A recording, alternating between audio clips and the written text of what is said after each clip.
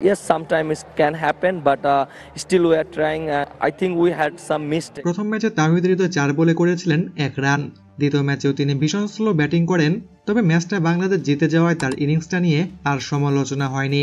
তবে তৃতীয় ম্যাচে তিনি যে ব্যাটিংটা করেছেন তাতে সোশ্যাল মিডিয়া রীতিমতোই তোলপাড়। তিনি দর্শকদের দেখাচ্ছিলেন যে উইকেট পড়ে যাওয়ায় তিনি সার্ভাইভ করছেন, কিন্তু বাস্তবতা এটাই যে তার ক্ষমতায় আসলে এতটুকু।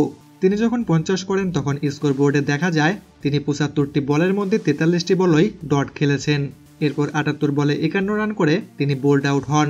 হৃদয় ছাড়াও পারভেজ হোসেন ইমন এই ম্যাচে অনেকটা স্লো ব্যাটিং করেছেন, 44 বলে করেছেন মাত্র 28 রান।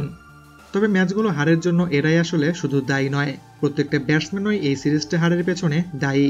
এদের কারোরই টিকে থাকার ক্ষমতা নেই। 40 ওভারের আগেই সবগুলো আউট হয়ে গিয়েছে, রান করেছে মাত্র 186, যেখানে টি-20তেও এর থেকে বেশি রান হয়। ম্যাচ হারের পর মেহেদী হাসান মিরাজ যে কথাগুলো সবসময় বলে থাকেন সেটাই তিনি আবারও রিপিট করলেন।